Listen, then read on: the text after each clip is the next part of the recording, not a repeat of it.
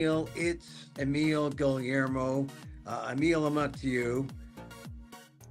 This is my takeout, my Emil Amok's takeout, my takes on all things considerable. Oh, there's a joke in there somewhere.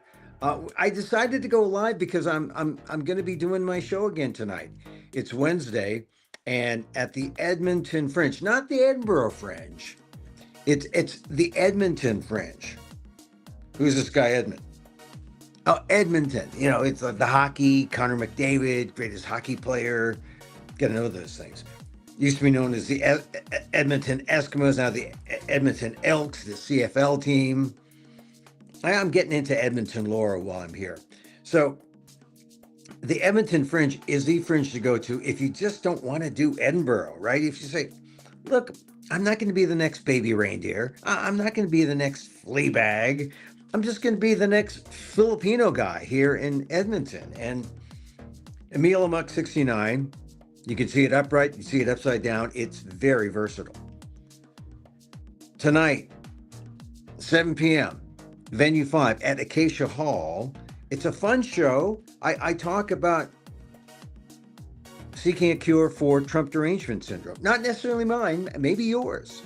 But really, it's for all people, whether you like Trump or don't like Trump. I take a fairly, I'd like to say, an equanimous view where I help everyone. So that's tonight at 7, and I hope you can make it if you're nearby in Edmonton. If you're not, well, we'll just have to psychically communicate telepathically or something. The quantum fields we'll try to mesh. I've been seeing some good shows here and also just meeting Canadians in line. And every time I say, hey, I'm an American in Canada, they say, oh, I'm so sorry. I'm so sorry. And always there's something going on. Oh, by the way, I'm showing you the Fringe link to the Edmonton Fringe. If you're close by, you can get tickets. Tonight at 7, Acacia Hall. Like I said, I've been here almost a week, exactly a week, and I've had all my bucket list things checked off. I had a bear spray attack. Yeah, I was part of one. I mean, the guy or the suspect sprayed it into a mall where I was at the CBC doing a radio interview. And I was about to leave, and they automatically shut the doors and say, "You can't go out there. There's bear spray. You'll smell like an anti-bear." What does the anti-bear smell like? I don't know. They just cover your mouth, and it will just wait here till it dissipates. Oh, it was exciting. My first bear spray adjacency, right? I think it's like pepper spray, but kind of like if you were a bear, would you like pepper? You'd probably want something kind of spicy or something sweet, right? We know that Yogi likes jam, Yogi Bear. Maybe it's sweet. I don't know, but all I know is that when it was ready to leave, we covered our mouths. Anyway, I'm here to tell the tale. I'm here. Bucket list, bear spray attack, check.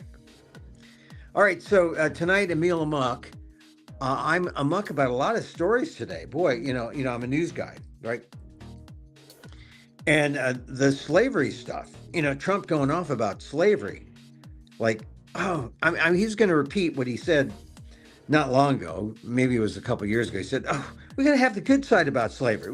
There was good side. There were good economically, No. I mean, it's ridiculous, the rewrite of history. My show goes into a rewrite of history, actually an ignoring of history, Filipino-American history.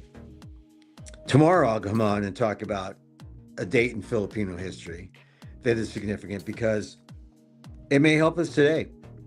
If we think about the power of August 21st, 1983 in the Philippines, or what happened subsequent to that. That was the instigating date. Soon after, we saw the people respond. So I'll get into that tomorrow. But today, I guess the big story is now we get the truth, a little bit of the truth about that Alaska summit's coming in. and we realized that the Alaska summit was really the dog and pony photo op fake show that, you know, many of us thought, some of us didn't say. We were crossing our fingers and waiting for, it's like right now, it's whatever the president says, right? You can't, no one challenges him. I mean, we know that, oh, he's kind of vain and he's kind of ignorant. He believes that Vladimir Putin is trying to help him win the Nobel Peace Prize, which is funny. Yeah, because Donald Trump is trying to get peace, and there's Vladimir Putin killing Ukrainians as Donald Trump is trying to figure out, oh, what does this mean? This Nobel Peace Prize.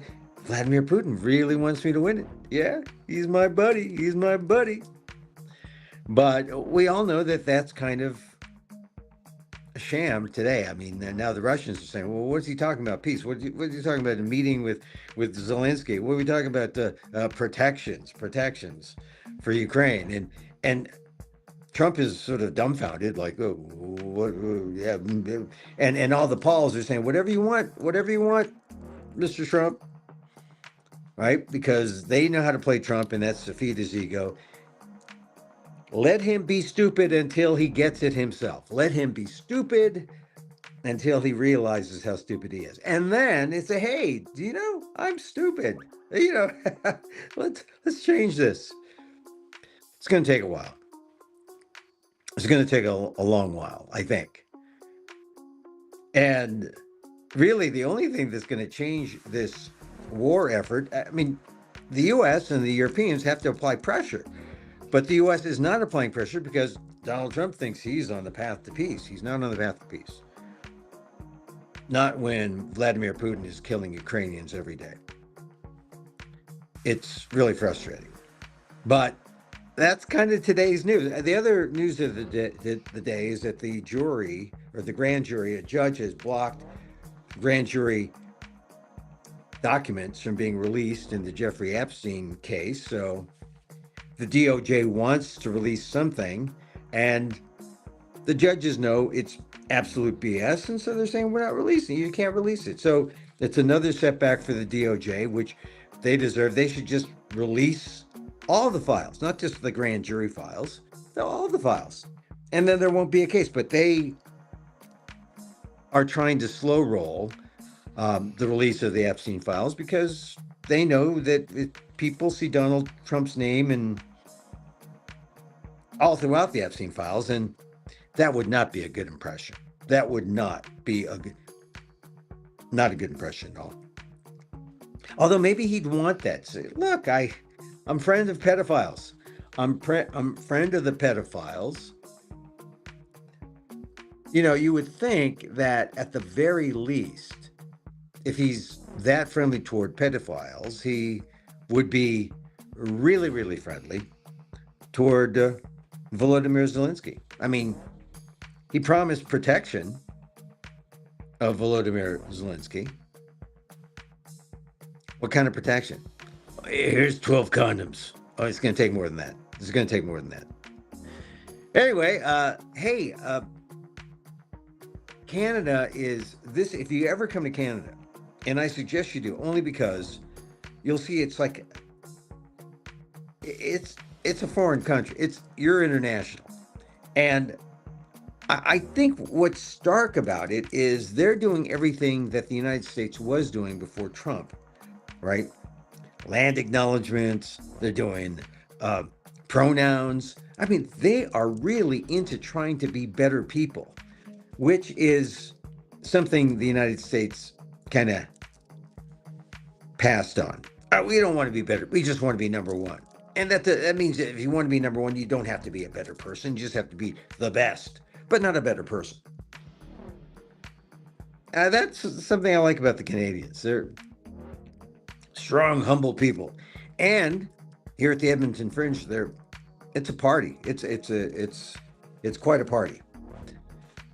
So what else do I want to talk about? Oh, so my show tonight, Emil Aug.20-24th, and it's just fun because, when you don't do the show on the stage, you sort of do it, on the street or at the theater door as people go to other shows, and you say, hey, consider my show. Look at my show. And that's important. Oh, hey, a U.S. alert comes out. Why so few Americans read for pleasure? That's funny because we're too stupid is the answer, and because of the education system, and because our leader doesn't read. Our leader likes. I don't know what the leader likes to do. He likes to show off his literary style on social media while he's in the bathroom, 3 a.m. in the morning. Lots of caps and exclamation marks. Uh, so yeah, so I'm going to do my show today, 7 o'clock, and then the big show. Well, not the big show, but I'm doing a show on Thursday at 11 o'clock, which is that's going to be tough. I mean, 11 o'clock's a little late. We shall persevere. Then I have a show Friday, off Saturday. I'm going to see some shows and take care of some fringe stuff, business wise. Just look at, make contacts with people. And then Sunday, the finale at noon. So if you're close, get your tickets. You see them on the screen there. If you're not close, I'm going to come back to San Francisco at the Marsh, and we're going to do something in November. I believe right now the tentative date is the 19th of November at the Marsh. And I do essentially the show that I'm doing here, which I developed at the Marsh on Monday Night Marsh, the Monday Night Marsh spot. So check it out, Emil Amok, coming to San Francisco in November. So it's already August. So we got September, October. We'll do different things. I'm going to do a Filipino Comedy Festival in September. October is his birthday month. So there might be something special. I might just throw in something special there. Don't know yet. All right. So excited about today. It is Wednesday and it's a show day. 7 o'clock up here in Canada. I think if you started walking now, you might be able to make it to the Edmonton Fringe. It's fun being up here in Canada because you only hear about these cities, like if you follow the agate type, NHL scores, and San Francisco, San Jose, they're hockey cities. I mean, they got the Sharks. When the Sharks are great, I mean, they're kind of like right now, but that's all right. They're exciting still, the Sharks. And so, when they play Winnipeg, when they play Edmonton, they move across Canada from Toronto and Montreal. Everyone knows that, right? But Edmonton, Winnipeg, and then Vancouver, people on the West Coast know Vancouver, but Edmonton and Winnipeg, I don't think people know. When you want to talk about where the Filipinos in Canada, the Filipinos in Canada are in Winnipeg and Edmonton. Man, some really nice Filipino communities in both. The biggest by percentage of population in Winnipeg, and a just as sizable group here in Edmonton. In fact, made friends with a number of the food truck guys, Flipside and Philly Sticks. Good guys. And maybe, I'm trying to get them to do more vegan Filipino stuff because they're the meat eater Filipinos. I'm trying to say, hey, you could do, you could do vegan lechon. Vegan lechon. You can have vegan. Yeah, you could do vegan lechon. So I did one podcast today. I'm going to go hit the lines and try and drum up sales for a few tickets left for the Wednesday show. And then the Thursday show, I need help for the Thursday show. And then the Friday and Saturday shows are during the day. And I think people will see them because they're during the day. And generally people are off and like wandering about and saying, yeah, I got some time to see it. What's that? The show on Friday is at 2:15, a 2:15 show on Friday. And then at 12, a nooner on Sunday. I tell people we'll have mass in the show. And I have a mass scene in the show. All right, that's it. All right, I'm just gonna a little shout out. A little shout out. Had to come on and say hi. Hi, all you Emil Muck takeout people. Hey, a reminder: you can see my columns on Substack. You can see my columns at Inquirer.net, the website of the Filipino American or the Filipino diaspora, not necessarily the Filipino American. That's one thing that you realize when you come to a place like Canada, how America centric we are, which is not necessarily a good thing. I mean, there are neighbors to the north. Why do we treat them like, hey, we're number one and you guys are number two? I'm sorry. Well, yeah, we should be one. North America, and I include Mexico. And boy, this current trade war, just trying to get at people, I guess to remind people that we aren't natural allies, maybe, or that we, sometimes having a beef or having some beef with our neighbors enlivens the relationship. I don't know, that's a Trump thing. I don't get it. Anyway, all right, here I am on my mission in the north. I thank you for watching. If you missed any or all of this, just use your finger or whatever, your dial, repeat. I'm trying to keep these things fairly short. I will be back tomorrow.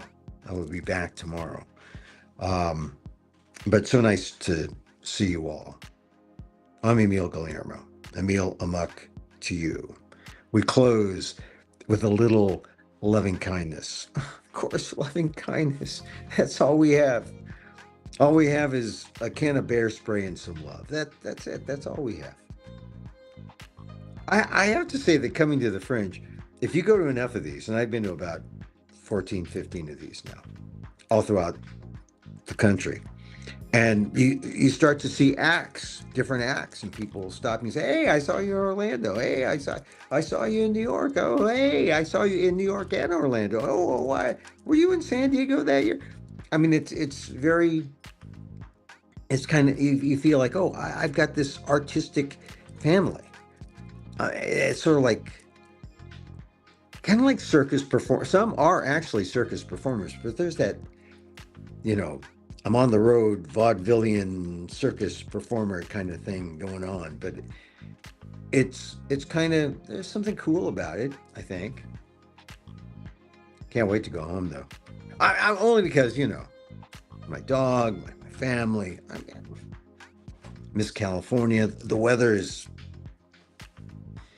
Anyway, we end with a note of love. And so, as I wish for me, I wish for you. May you be safe. May you be happy. May you be healthy. And may you live with ease. Till next time, Emil Guillermo here. Emil Amok to you. Mahal